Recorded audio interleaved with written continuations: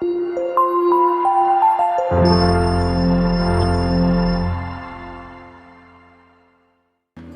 നമ്മളിവിടെ ചോക്ലേറ്റ് ഗനാഷിൻ്റെ റെസിപ്പിയുമായിട്ടാണ് വന്നിരിക്കുന്നത്.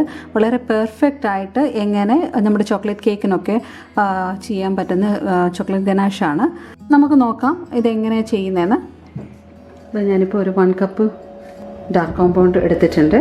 ഇത് എക്സാക്റ്റ് 200 ഗ്രാമാണ്. വിപ്പിംഗ് ക്രീം എടുത്തിട്ടുണ്ട് 1/2 കപ്പ്. 1 കപ്പ് ഡാർക്ക് കോമ്പൗണ്ടിന് 1/2 കപ്പ് വിപ്പിംഗ് ക്രീമാണ് എടുത്തേക്കുന്നത്. 1:2 റേഷ്യോയിലാണ് ഞാനിത് ചെയ്യുന്നത്. അതെന്ന് വെച്ച് കഴിഞ്ഞാൽ 250 ഗ്രാം ചോക്ലേറ്റിന് 120 ml വിപ്പിംഗ് ക്രീമോ ഫ്രഷ് ക്രീമോ ആണ് എടുക്കേണ്ടത്. ഇപ്പോൾ ഞാനിവിടെ 200 ഗ്രാം ആണല്ലോ ചോക്ലേറ്റ് എടുത്തേക്കുന്നത്. അപ്പോൾ ഞാനതിന് 100 ml വിപ്പിംഗ് ക്രീമാണ് എടുത്തേക്കുന്നത്. ഫ്രഷ് ക്രീം നല്ലതാണ് ഇതിനെടുക്കാനായിട്ട്. ഫ്രഷ് ക്രീമിൻ്റെ ഉപയോഗം അധികം ഇല്ലാത്തതുകൊണ്ട് ഞാൻ എപ്പോഴും കേക്ക് ഉണ്ടാക്കുമ്പോൾ വിപ്പിംഗ് ക്രീം തന്നെയാണ് യൂസ് ചെയ്യുക. നിങ്ങൾക്ക് ഇഷ്ടമുള്ളത് യൂസ് ചെയ്യാം. ഞാനൊരു സോസ് പാന് അടുപ്പിൽ വെച്ചിട്ടുണ്ട്. ഇതിലേക്ക് വിപ്പിംഗ് ക്രീം ഒഴിച്ച് കൊടുത്തിട്ടുണ്ട്. ഒട്ടും വെള്ളമയമില്ലാത്ത പാത്രം വേണം എടുക്കാനായിട്ട്. ചെറുതായിട്ടൊന്ന് ചൂടായി വരുമ്പോഴത്തേന് ഞാൻ ഓഫ് ചെയ്ത് കൊടുക്കുകയാണ് സ്റ്റവ്. നമ്മൾ എടുക്കുന്ന പാത്രത്തിലോ അതുപോലെ നമ്മൾ ഇളക്കാൻ എടുക്കുന്ന സ്പാച്ചുല സ്പൂണോ ഒന്നിലും ഒട്ടും വെള്ളമായും പാടില്ല. ഈ സൈഡ് ഭാഗമൊക്കെ ഒന്ന് ചെറുതായിട്ട് ബബിൾസ് ഒക്കെ വരുമ്പോഴത്തേന് ഓഫാക്കി കൊടുക്കണം, അല്ലെങ്കിൽ കറക്റ്റായിട്ട് കിട്ടില്ല. ഇത് ചൂടായി വരുമ്പോഴത്തേന് നമ്മുടെ ചോക്ലേറ്റ് ഇട്ട് കൊടുക്കുകയാണ്.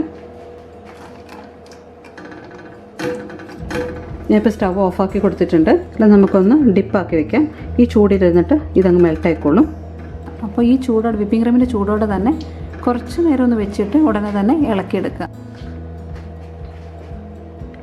ഇപ്പോൾ ഇതാ കണ്ടല്ലേ, ആ ഒരു ചൂടത്ത് കുറച്ച് നേരം ഇരുന്നപ്പോഴത്തേന് നമ്മുടെ ചോക്ലേറ്റൊക്കെ ഒന്ന് മെൽറ്റായി വന്നിട്ടുണ്ട്. ഇത് നന്നായിട്ട് ഇളക്കി ഒട്ടും കട്ടകളില്ലാതെ മെൽറ്റാക്കി എടുത്ത് സ്റ്റോർ ചെയ്ത് വെക്കുക.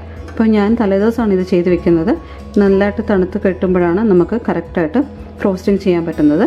അപ്പോൾ നാളെ ഈ നമ്മുടെ വിപ്പിംഗ് ക്രീം ബീറ്റ് ചെയ്തിട്ട് അതിലേക്ക് ഞാനിത് ആഡ് ചെയ്ത് കൊടുക്കാൻ വേണ്ടിയാണ്. അപ്പോൾ ഇത് നന്നായിട്ട് ഇളക്കി കൊടുക്കാം. ഒരിക്കൽ ചോക്ലേറ്റ് ചിപ്സ് ഇട്ട് കഴിഞ്ഞാൽ, അല്ലെങ്കിൽ ചോക്ലേറ്റ് ഗ്രേറ്റ് ചെയ്തിട്ട് കഴിഞ്ഞതിന് ശേഷം നമ്മുടെ സ്റ്റൗവിൽ വെക്കരുത്. ഫ്ലെയിം ഓൺ ആയിരിക്കരുത്, ഫ്ലെയിം ഓഫ് ചെയ്യണം. നമ്മുടെ ഈ ഒരു വിപ്പിംഗ് ക്രീം ചൂടായതിൻ്റെ ആ ചൂട് മതി ഇതൊന്ന് മെൽട്ടായി കിട്ടാനായിട്ട്. കണ്ടില്ലേ, വളരെ പെർഫെക്റ്റായിട്ട് മെൽട്ടായി വന്ന് കണ്ടോ. നിങ്ങൾക്ക് ഒട്ടും ഫെയിലാകാതെ തന്നെ ചെയ്തെടുക്കാൻ പറ്റുന്ന ഒരു ചോക്ലേറ്റ് ഗനാഷാണിത്. ഇതിപ്പോൾ ഈ ഒരു സംഭവം ഞാൻ ചെയ്യുന്നതെന്ന് വെച്ച് കഴിഞ്ഞാൽ നമ്മുടെ വിപ്പിംഗ് ക്രീമിൽ ആഡ് ചെയ്തിട്ട് ഫ്രോസ്റ്റിംഗ് ചെയ്യാൻ വേണ്ടിയാണ്. ഇത് നാളെ ആകുമ്പോഴത്തേന് കുറച്ച് നല്ല തിക്കായിട്ട് ഇത് മാത്രമായിട്ട് ഫ്രോസ്റ്റിംഗ് ചെയ്യുന്നവരും ഉണ്ട്. അങ്ങനെയും ചെയ്തെടുക്കാൻ പറ്റും ഇത്. അപ്പോൾ ഇത് ഞാൻ നാളെ രാവിലെ ഇതെങ്ങനെയാണ് ഇതിൻ്റെ ടെക്സ്ചറെന്ന് ഞാൻ കാണിക്കാം. കണ്ടില്ലേ, നല്ല ക്രീമി എല്ലാം നല്ല മെൽട്ടായിട്ടുണ്ട്. ഈ ചൂടത്തിൽ നല്ല മെൽട്ടായിട്ടുണ്ട്. ഇത്രേ വേണ്ടൂ. മൈക്രോവേവ് ഉള്ളവർ ഉണങ്ങിയ നല്ല ഗ്ലാസ് ബൗളിൽ ഇത് രണ്ടും കൂടെ മിക്സ് ചെയ്തിട്ട് ഒരു ഇത്ര സെക്കൻഡ്സ് മാത്രം വെച്ച് കഴിഞ്ഞാൽ അത് ചൂടായി കിട്ടും. ഇതാ പെർഫെക്റ്റ്. അപ്പോൾ നമ്മുടെ ഗനാഷ് ഞാനാണെങ്കിൽ ഈ ഒരു ഉണങ്ങിയ ഗ്ലാസ് ബൗളിലോട്ട് ഒഴിച്ച് സ്റ്റോർ ചെയ്ത് വെക്കാൻ പോവുകയാണ്. ഫ്രിഡ്ജിൽ വെക്കണം എന്നില്ല, നാളത്തേക്ക് എടുക്കാനായതുകൊണ്ട് ഞാൻ വെളിയിൽ തന്നെയാണ് വെച്ചേക്കുന്നത്. ഞാനിത് നാളത്തേക്കിന് സ്റ്റോർ ചെയ്ത് വയ്ക്കുകയാണ്. അപ്പോൾ ഇതെനിക്ക് നാളത്തേക്കാണ്. അപ്പോൾ എല്ലാവരും ഇതൊന്ന് ട്രൈ ചെയ്ത് നോക്കുക. നിങ്ങൾക്ക് തീർച്ചയായിട്ടും കറക്റ്റായിട്ട് സെറ്റാക്കി എടുക്കാൻ പറ്റും. അപ്പോൾ വേണ്ട, ഇത് നമ്മൾ ചെയ്ത് വെച്ച ചോക്ലേറ്റ് ഗനാഷ് ഇത് കണ്ടില്ലേ, നല്ല പെർഫെക്റ്റായിട്ട് വന്നിട്ടുണ്ട്. അപ്പോൾ വീഡിയോ ഇഷ്ടപ്പെട്ടെങ്കിൽ ലൈക്ക് ചെയ്യാൻ മറക്കരുത്. കമൻറ്റും സബ്സ്ക്രൈബും ചെയ്യാനും മടിക്കരുത്. അപ്പോൾ താങ്ക്സ് ഫോർ വാച്ചിങ്. പുതിയ നല്ല വീഡിയോയുമായി ഉടൻ വരുന്നതായിരിക്കും. അതുവരെ bye from JNG food world.